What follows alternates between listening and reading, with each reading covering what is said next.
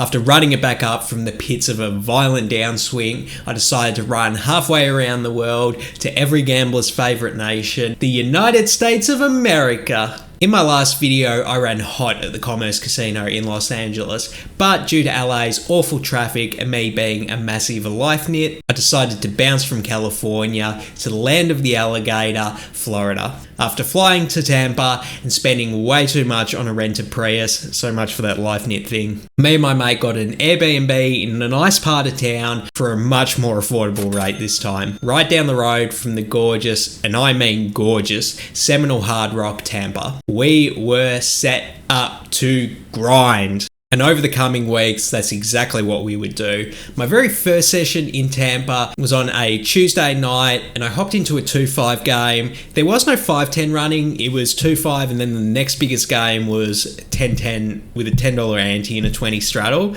So not trying to go on another 30k downswing. So I hopped into the 2-5 game, and max buy-in was 1,000. So that's what I buy in for, and that's where this first hand happens. We see two limpers up front, which is a great first sign, by the way. And then I'm on the button with pocket 10s. I go ahead and ISO raise it up to 35. And then an unknown small blind goes ahead and 3-bets me to 150. The limpers fold and the action's back on me. And the button versus small blind 3-bet dynamic is going to be a bit looser. So we definitely want to have some defense in our range. And we definitely can't just flat here, given that they have 400 in their stack. I think we're either all in or we're folding. With pocket 10s being one of the strongest hands, I'm going to ISO raise on the button. I decide to put them all in for 400, and then villain snaps me off and they show pocket aces straight away. It's definitely a bit unfortunate to run into pocket aces first thing in the session, but we do have our 19% chance that we end up winning this hand. And what do you know, 10 on the flop, let's go. We suck out on aces and we end up winning this $800 pot. First big hand I ever played in Tampa. But the thing that was really interesting is that people at the table were actually snickering and making comments about how it was ridiculous. I got pocket 10s all in there. It was so obvious that she had aces. And I wasn't really offended by this reaction. I was actually glad it happened because it clued me in to something about the dynamics of the games here in Tampa. It was so bizarre to these people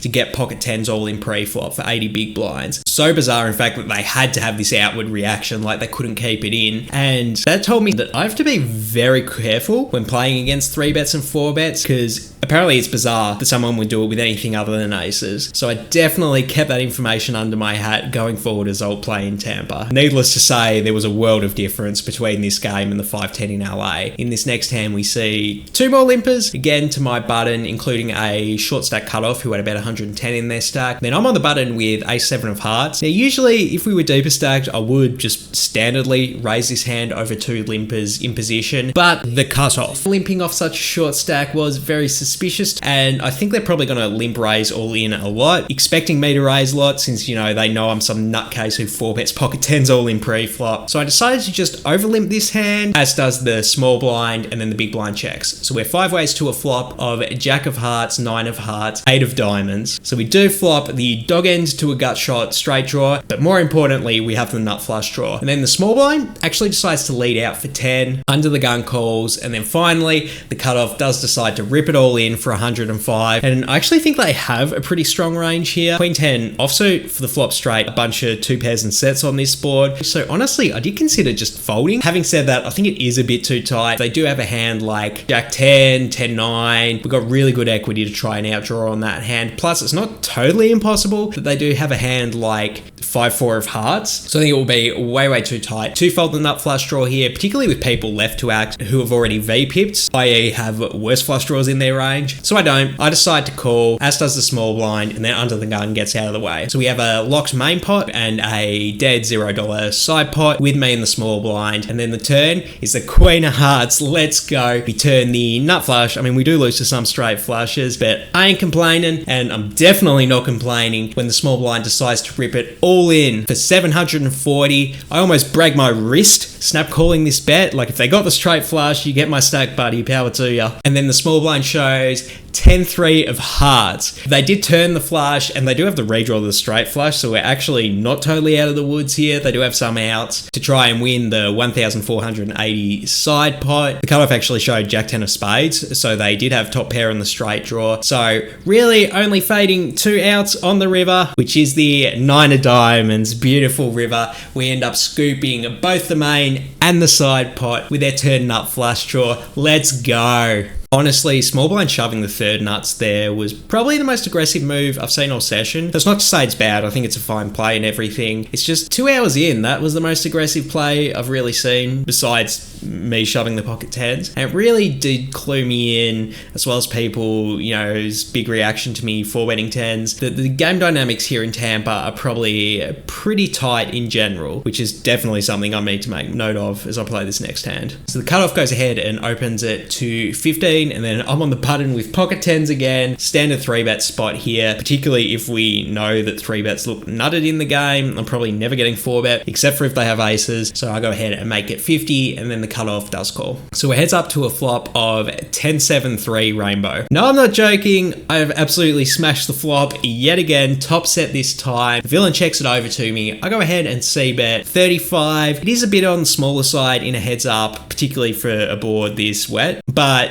it's kind of that thing where you're like, well, I have the board so locked up, I don't want to disturb any action. Yeah, I think a bigger bet here probably is a bit better, particularly if I think they do have a lot of overpairs in their range. Regardless, I went ahead and bet 35, and then we get some good news, because villain check raises it to 90. Now I think it's an interesting spot, whether we want to 3-bet or just call. Like I said, I do think the check raises and aggressive moves in general are pretty nutted here in Tampa, so maybe I should just try and 3-bet to get all in as soon as possible, but I kind of level myself and decide to just call. When I say I level myself, I just convince myself, well, if I 3-bet, that's going to look so strong, and am I going to induce a hero fold from pocket queens? I didn't want to quite do that, so I decided to just call, but I really could go either way. So then we see a turn, which is a repeat 3 diamonds putting out backdoor diamonds, right? So as if our top set wasn't enough, we now have the nut full house. Then the cutoff actually decides to go ahead and check it over to me, and I still think that their range does have a lot of overpairs, maybe a strong 10, definitely could have a worse full house. If they got quads, power to you. Same thing I said about the straight flush. I do think their range is pretty strong, so I think once they check it over to me, a big bet should be in order here. I cooked the hand. I went ahead and bet 110. I think this is way too small, and I'm just missing value from a lot of their overpair hands, which are going to call a bigger bet, and then probably an all-in on the river, particularly if I give them a good stack-to-pot ratio. Regardless, I made what I think is a pretty silly mistake. Fortunately, I do get a call, though, and then we see a river, which is the Queen of Hearts. Villain checks it over to me again. Definitely not in love with this river. It is actually possible that they did river the nut full house with pocket queens, but even if they do have a hand like ace 10 or pocket jacks, this river might be a bit scary for them. So yeah, just definitely not the best river in the world. I decided to size down with my bet here, which I think is a better play. I go ahead and bet 200, and then villain folds pretty quickly. Yeah, really kicking myself for not betting bigger on the turn there. So that was my first session in Tampa, and I was definitely walking away with the impression that this 2-5 game play is very tight, especially when people take aggressive lines. Just because everyone else in the pool is playing really, really tight doesn't necessarily mean I should be. I mean, sure, I should be folding to their bets a lot, but I think I should be taking aggressive lines myself. If people in this play pool are so used to aggressive lines, meaning the nuts, I'm probably going to get more folds than I deserve if I do take aggressive lines. And in my second session where I played this hand, I definitely kept that in mind, because the low jack unknown player goes ahead and raises to 20, the hijack calls, and I'm on the button with king 10 of clubs, and I go ahead and 3-bet it to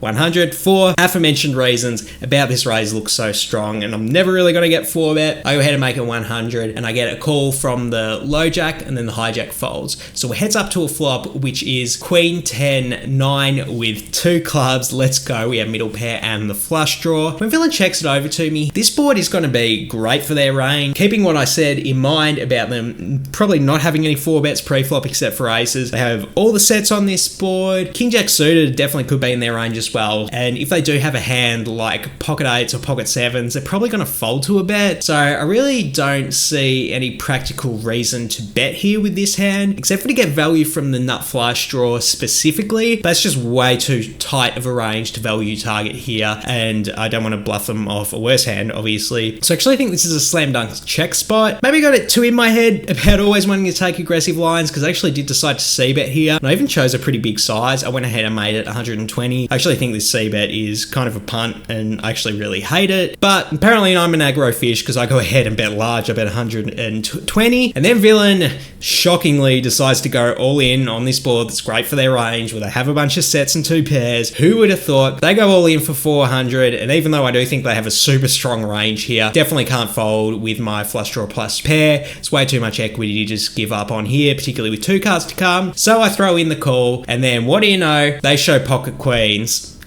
And I should not be surprised at all, because that is fair enough. A nice hand. And the turn, 4 of clubs, let's go. We get there with our flush draw, and we just have to fade the board pairing on the river. And what do you know? The river, 5 of diamonds, let's go. We get really lucky there and end up scooping the villain. Now, of course, I did absolutely cool the heart out of Villain's chest in this hand, but just goes to show you how tight the game dynamics here. I mean, this guy didn't even 4-bet me with pocket queens in a low jack versus button dynamic. Like, pocket queens! He just let me realize all that equity for free pre-flop. So even though they get unlucky to lose once we got the money all in, it really does go to show how you can exploit some of the mistakes people make when they don't 4-bet loose enough. In this next hand, there's absolutely no reason to 3-bet or 4-bet just yet, because I'm under the gun with pocket kings, the second best hand in all of Hold'em. I go ahead and raise it up to 15, and then I get a call from a tight aggressive cutoff and small blind as well. So we're 3 ways to a flop. 9-8-4 with 2 diamonds, so we still have our overpair. Small blind checks it over to me, and I just like to bet 25 here. Definitely a larger size c-bet. Could see going a bit smaller, or even trying to check raise, cutoff. Although check raising here, probably not a great idea, since I didn't expect them to bluff much when check too. Regardless, I go ahead and bet 25. The cutoff calls and the small blind folds. So it heads up to a turn, which is the 6 of hearts. I want to continue betting on this card if Villain does have a hand like 10-9 suited, Ace-9 suited, maybe even Ace-9 offsuit. I don't want to miss any value by checking them, letting them see a river, which might be a scare card for their range. Plus, they can have a flush draw as well, which we want to get value from. Even considering the tighter dynamics, I guess I wouldn't be shocked if they had pocket queens or pocket jacks or even pocket 10s here. So there's just a bunch of stuff I can get value from, and I want to bet big as a result of that. So I go ahead and make it 100, a very slight overbet of the pot. Then cutoff thinks about it for a little bit before throwing in the call. So it still heads up to the river,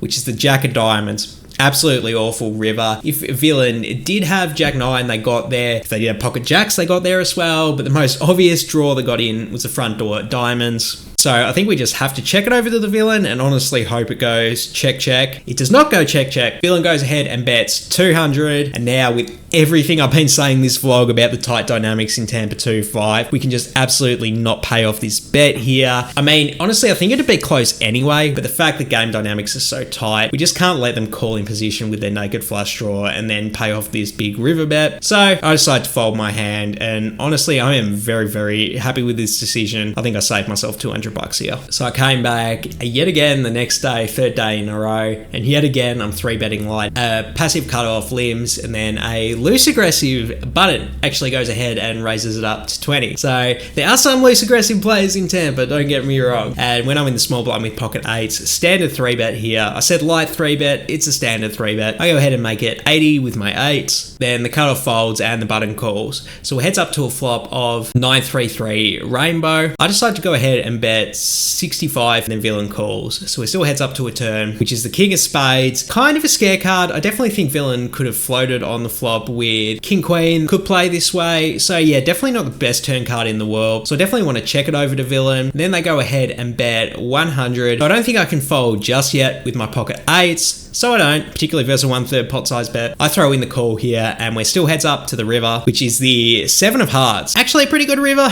Honestly, I was happy to see anything that wasn't an ace. And then Villain goes ahead and shoves it all in for 455. I lose to ace 3 quads. Pocket 9's also possible as well for a flop full house. So I do lose to a fair bit here with my pocket 8s. Really the king X hands I am worried about. King queen, king jack suited. But I think Villain's bluffing range is going to have a lot ace X, backdoor, flush draw, hand hands that floated on the flop and then bluffed on the turn. They could potentially be using all the ace-x suited combinations that floated on the flop. And if that's true, I actually think they're going to be massively over-bluffing in proportion to the possible value hands they can have. That's my really, really long way of saying I'm a call station. This is probably the one villain in Tampa I'm going to give credit for having a bluff here. So I do throw in the call, and then villain shows Ace-6 of clubs, let's go. They did have one of those backdoor flush draws on the flop that floated. They did turn it into a bluff. Almost folded because I was really concerned about the king. Boy, am I happy. Sometimes poker's a lot of fun when you pick off a bluff and win a big pot. And then sometimes you just get cooked when you play poker. In this next hand, a tight aggressive under the gun goes ahead and raises it to 20. They get two callers and the cutoff folds.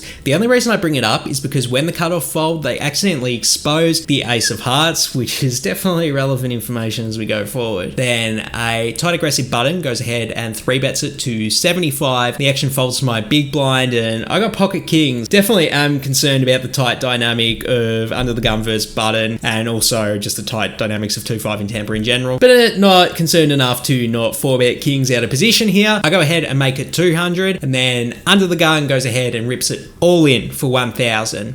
The button gets out of the way and now the action's back on me, and look, like getting pocket kings all in for 200 big blinds in a 5-bet pot, it's like standard stuff, you know. If anything, under the gun is less likely to have aces because they went all in theory anyway. Having said that, I've been going on this entire vlog about how bloody tight the games are in Tampa, and like it's a 5-bet shove in an under the gun button big blind 5-bet pot. Like that's a tight range. Even in not Tampa, that'd be a tight range. So I think if there's any spot I could fold pocket kings pre-flop, it might be here. I decided to throw in the call, and I promise you it wasn't like an entitlement tilt thing. The only reason I decided to call here is because the ace of hearts was exposed pre-flop. It just means villain has less combinations of aces in their range. Honest to God, if the ace wasn't exposed, I honestly think I would have folded kings here with the tight dynamics in Tampa, but I just couldn't justify making that big of an exploit when there was already an ace exposed, and that might play into the dynamic. Like if villain does have ace king, he's like, well, I know it's super unlikely that Lee has aces because an ace was exposed. So I do decide to throw in the call, and what do you know, villain had pocket aces, and I don't get there on the run out either. I can only beat aces once per vlog. At least so far anyway. You can't really have a sook about kings into aces. Let me know what you think in the comments. Would have you folded the kings here even with the exposed ace? Seems kind of crazy, but folding there will be completely consistent with the game dynamics I've been talking about in Tampa. Yeah, interesting spot. I'm curious to hear what you guys would have done. Fortunately, my luck would turn around the next day as the Seminole Hard Rock Tampa run one of the most generous promotions I've ever seen from a card room. Not only were they giving away their typical $300 every 30 minutes for the highest hand in the room, but on top of that, they were giving away $5,000 every 3 hours to the highest hand. But wait, there's more! Because if you hit royal flush, you automatically get paid the $5,000, and there's a new high hand for however much time was left on the clock for the 3 hours. Aces full could potentially win $5,000. So not only did this promo just bring in a gaggle of gamblers trying to hit one of the high hands, but there's actually a bunch more EV from playing at the tables during this time for the relatively likely possibility that you do hit one of these high hands. In this next hand, we see two limps from passive players. Then I'm in the small blind with pocket threes. I decide to over limp here, which is something I've been doing a lot lately in these vlogs, I've noticed, but I don't really see the point in trying to ISO raise since it's unlikely passive players will fold pre-flop. Then we have to play a pot out of position, and I really don't expect the big blind to squeeze either since there's not a lot of squeezing in these games. So I decide to take the passive line and limp here, and then the big blind goes ahead and checks. So we're 4 ways to a flop, ace, jack, 10, rainbow. So yeah, pretty epic whiff for us. Fortunately, when we check it over to the big blind, they check, and then the cutoff just like folds. Told you the games here were very tight. Button checks, so we do get a free turn. Thank God we did, because it's the 3 of spades. Let's go, puts out backdoor spades, and we make our set. I did check here. I think it's a close spot. There, the big blind checks, and the button goes ahead and bets 20. Now's the time to mix in that check raise. I go ahead and make it 80. Then the big blind folds, and then very interestingly, the button actually 3-bets to 320. Was not expecting that, but now that they've done it, everything I've been going on about in this vlog before, I think it's almost for certain the villain does have king queen for the flop to nuts here. Now we just have to ask the question, what are the implied odds of us calling here and hitting our full house? Well, if we call here, villain will have about 775, or exactly 775 left in their stack. And will they stack off with that if the obvious full house gets in? I'm not really sure, but the answer to that question determines whether this is a good call or you should just fold it. In game, I don't think I quite had the discipline to fold my turn set, but if you really don't think villain's gonna stack off on an obvious river card, then yeah, maybe I could see folding bottom set here for sure. Two pair I would definitely fold because you just got less outs to improve. But I do call, I honestly think it's a pretty close spot, as crazy as it seems. When villain obviously has the nut, again, do you want to pay to draw or not? I decide to pay to draw here, even facing the big bet. So now we're heads up to a river. It's already a big pot, and we really just have to hope the board pairs. And the river is the jack of spades. Let's go! We get there on the river. We have a full house. Our opponent, in my opinion, pretty obviously has the nut straight. So I could potentially go ahead and see leading here as an overbet all in. I don't like that decision though, because it's just like so face up. Not that check raising isn't face up either, but at least at that point when he bets his straight, like he's going to have a better price to call the all in, even though it's obvious we have it. So I do check it over to him, and we don't have to worry about check raising, and we don't have to worry about not getting the other money too, because the opponent just rips it all in for 770 as an overbet. Let's go. I snap my wrist, snap calling this bet, and then villain, what do you know? They king queen offsuit. They did have the nut straight this time, and we scooped this pot with our nut low full house. Let's go. Threes full of jacks wasn't near strong enough to even get on the high hand board. You need aces full of deuces minimum, but I did have another shot at it because in this hand, under the gun goes ahead and raises it up to 15. I'm on the button with pocket kings. I go ahead and 3-bet it to 50, and then under the gun goes ahead and 4-bets it to 200. We're 1.4k effective, so I definitely can't be hero folding pocket kings just yet. I just call here. Honestly, in position, I don't think I would have a 5-bet range even if I did have aces. And then we heads up to a flop of ace king king. Yeah, no cap. I flop quads on a board where villain has a lot of combinations of the nut full house. This is a good scenario. The villain goes ahead and checks it over to me. The board's so good for villain's range, I really think they should be bluffing more. I don't expect people to bluff in Tampa.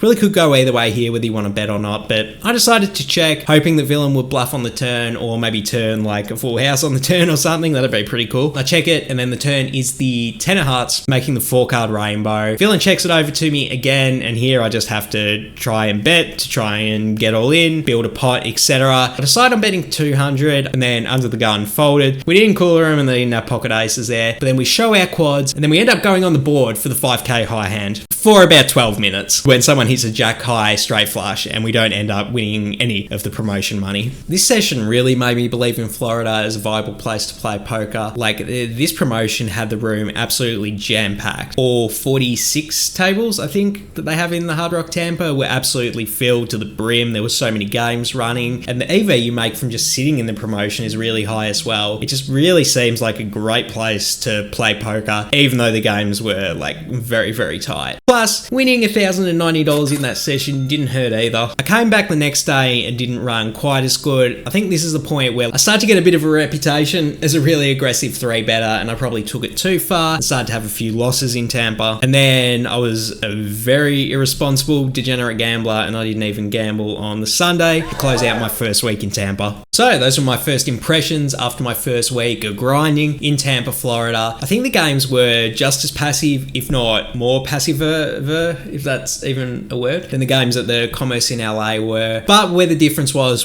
post-flop. Besides the pocket eights hand, I don't think I saw one person have a bluff post-flop, whereas in LA at the Commerce, it felt like every hand someone was showing some ridiculous bluff. I guess that's a trade-off you have between the two cities. Sure, it's more expensive to live in LA, but part of the reason it's expensive is because people have more money to blow on things like gambling, whereas maybe money's a bit tighter in Florida, and therefore people play more conservative. So I guess that's a trade-off you have to make in terms of where you want to play poker and how much you're willing to spend on where you live or where you're staying when you're traveling there to grind. But I've got just the right amount of competitive ego and real life nittiness that where I was very happy to stay in Tampa and try and grind out these games, and the extremely generous high hand promotions definitely didn't hurt either. After playing 24 hours and 25 minutes, I ended up making $2,405. Not awful results to kick things off, but I am really disappointed that my volume was that low. Like, I'm here to grind, bro. Why am I only playing 24 hours in 1 week? Like, that's kind of ridiculous. Whatever the case, I need to put more volume into these games. Not only because that'll make me more EV, but also because, like, I want to figure these games out, man. What's the meta of these games? Where are there some, like, unique spots I can make EV in these player pools? I want to put in the work, gain the experience, and try to figure these games out. So, if you want to see my second week grinding in Tampa, you better hit the subscribe button so you get my next video when it comes out. Thanks for watching all the way to the end. As always, you can go to leebets.com to buy some anti-gambling club merchandise. We have hoodies, hats, t-shirts. Make sure you go to my website and you check all that out.